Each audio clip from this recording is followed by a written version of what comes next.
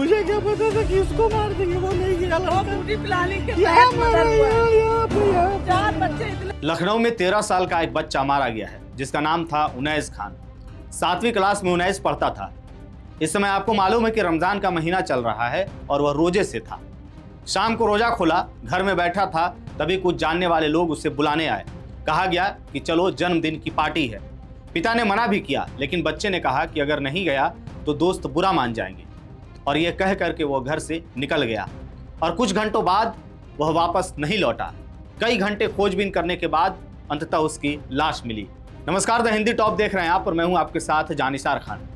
यह सिर्फ एक हत्या की खबर नहीं है, यह एक सवाल है कानून व्यवस्था पर, पुलिस की भूमिका पर और उस माहौल पर जिसमें हम जी रहे हैं। क्योंकि उत्तर प्रदेश वही राज्य है जहां पुलिस अक्सर कहती है कि अपराधियों को बख्शा नहीं जाएगा, जहां घंटों में एनकाउंटर की खबरें आ जाती हैं, जहां बुलडोजर चलने में देर नहीं लगती। लेकिन इस मामले में सवाल उठ रहा है कि वह तेजी आखिर कहां है। उनैस खान के पिता जमीर खान का कहना है कि यह कोई हादसा नहीं है बल्कि सोची समझी साजिश है। उनका आरोप है कि गोली गलती से नहीं चली, सीधे माथे पर लगी है। वो लोग घर आए थे उसके जी लेने के लिए। जी। बच्चा रोजा रखे हुए था। अच्छा, उसको घर से लेके गए ये लोग और कहीं कौन आया था भैया?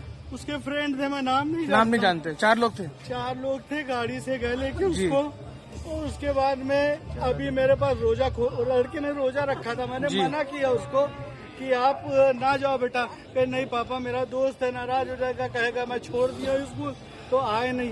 तो उसको लेके गए, जिससे उसकी लड़ाई कभी हुई होगी। तो उसने जो है वो नहीं गया, वो लड़का। मैंने उससे पूछा भी था बहुत पहले भी कि बेटा कोई बात तो नहीं कि पापा मेरी लड़ाई उससे कोई नहीं हुई थी, वो मेरे दोस्त की हुई थी।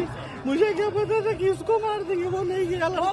प्लानिंग के तहत मर्डर हुआ है। 4 बच्चे इतने। परिवार वालों का दावा है कि बेटे को कार में ले जाया गया और वहीं गोली चली।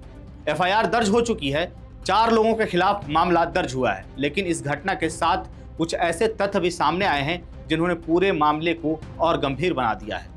रिपोर्ट्स के मुताबिक आरोपियों में से एक का संबंध बताया जा रहा है कि प्रभावशाली राजनीतिक परिवार से है।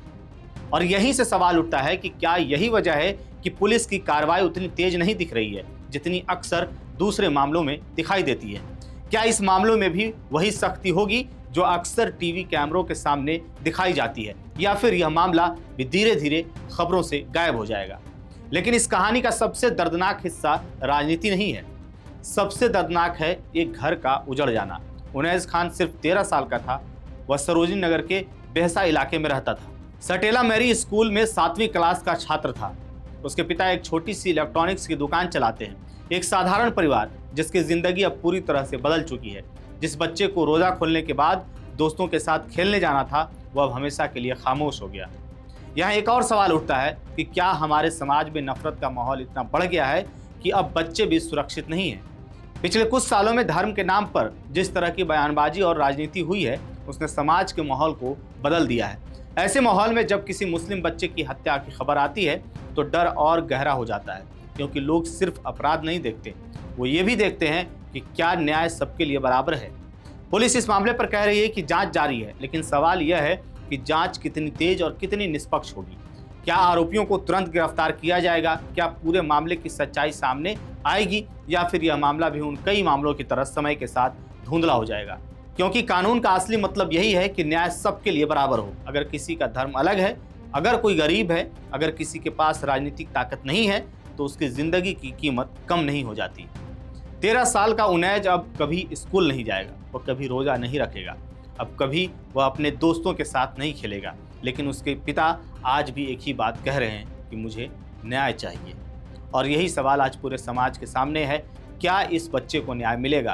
क्या पुलिस वही तेजी दिखाएगी जो अक्सर दिखाई जाती है, या फिर यह मामला भी खामोशी में दब जाएगा? क्योंकि अगर एक बच्चे की हत्या के बाद भी हम सिर्फ खबर सुनकर के आगे बढ़ जाते हैं तो समस्या सिर्फ कानून व्यवस्था की नहीं है, समस्या हमारे समाज की भी है।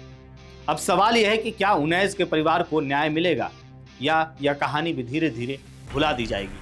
क्योंकि सच यही है कि इस देश में कई बार न्याय से पहले खामोशी आ जाती है। इस खबर को लेकर के आपकी क्या राय है? अपनी राय कमेंट बॉक्स में हमें जरूर बताएं। मेरा नाम है जानिसार खान, आप देख रहे हैं द हिंदी टॉप। वीडियो अच्छी लगे तो चैनल को सब्सक्राइब कीजिएगा और हमें इंस्टा, फेसबुक और एक्स पर भी फॉलो कीजिएगा।